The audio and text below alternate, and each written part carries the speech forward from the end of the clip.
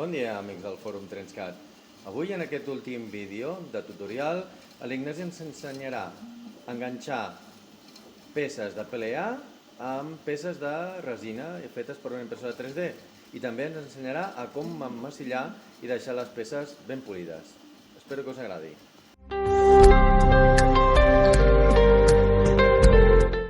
Aquí tenim una bocina del Naval feta amb resina i que l'hauríem de col·locar, diguéssim, a la teulada. Doncs com que són dos elements de diferent origen, un és de resina i l'altre és PLA, llavors l'enganxarem amb la pròpia resina de la impressora 3D.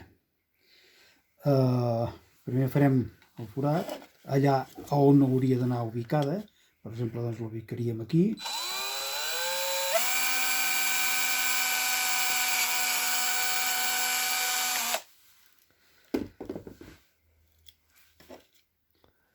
Posem la bocina en el lloc que voldríem que s'ubiqués. A veure si el podem aguantar bé. Així, veu? I ara, per la banda de dintre, l'ompliríem tot amb resina, que penetri bé a tot arreu. I aquí hi apliquem llum ultravioleta. Comptarem fins a 10 segons o 15 que solidifiqui la resina que hi hem posat i en teoria ha d'haver quedat posada. Oita, ja m'ha quedat dur. És que ha quedat torta i ha quedat dur. Perfecte. Sí, està encolada, Ja està encolada. Genial. Sí, molt bé, molt bé.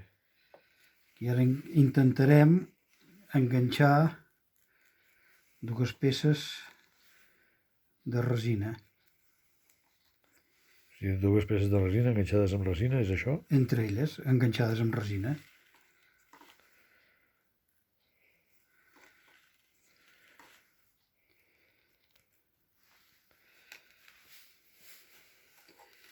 Posem l'una amb l'altra, l'aguantem i apliquem llum.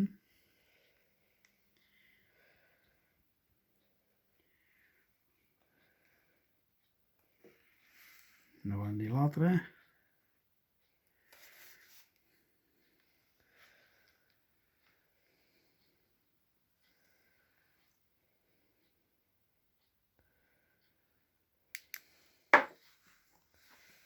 Ja està. Ara, si la volem reforçar, ara acabem d'omplir el que és la junta.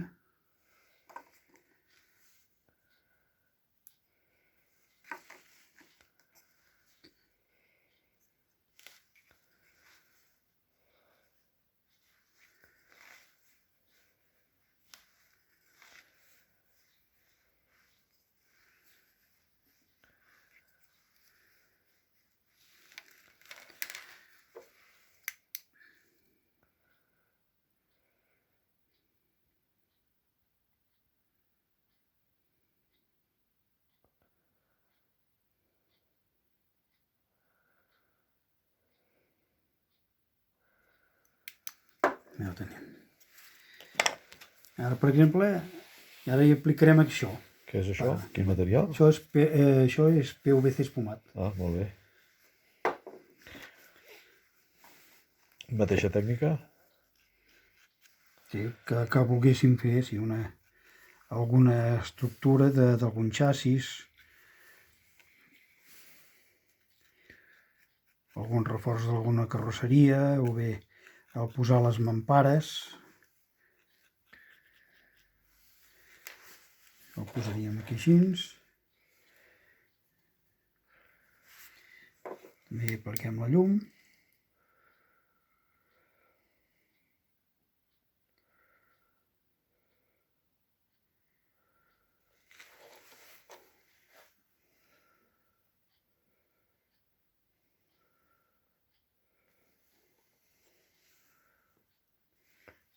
Ja ho tenim. Molt bé. Llavors també podem aplicar-li doncs, fusta i diferents coses perquè veiem que se'ns comporta. Ara tot és llavors anar reforçant el que és la soldadura. Aquí en aquest exemple va ser el treball que vaig fer, diguéssim, per poder fer l'estació del telefèric i la manera d'ajuntar, diguéssim, les fustes al PVC espumat. I una de les maneres interessants és de que fent un forat en la fusta i llavors aplicant-li el PLA.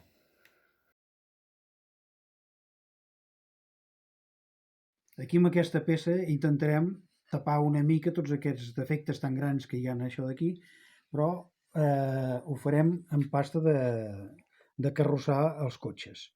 I per fer-ho, aquest és el d'això, hi posarem una mica de pasta, que és la que volem fer servir, diguéssim, per tapar-ho, i posem una mica de component. Enduridor? I ara aquí mateix ho barregem tot, amb la pasta, amb el seu enduridor, perquè ja se'ns vagi penetrant i es vagi barrejant ella mateixa en el seu lloc.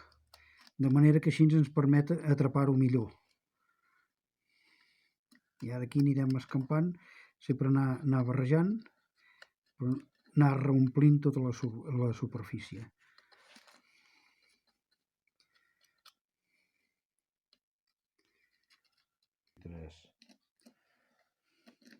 Sí, ara farem així.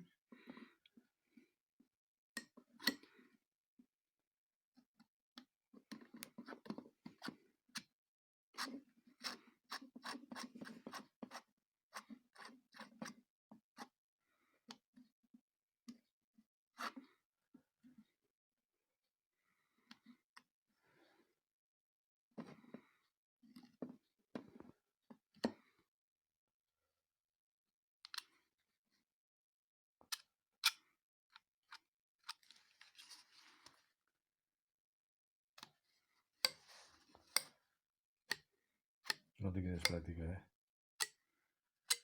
Bueno. No té quina és pràctica.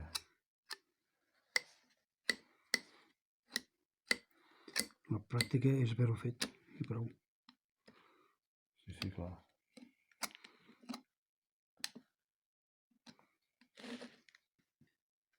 Ara això ho deixaríem així, que reposi, que s'endureixi i d'aquí 5-10 minuts, que estarà ja dur, les parts més sortints les podríem tallar amb un cúter.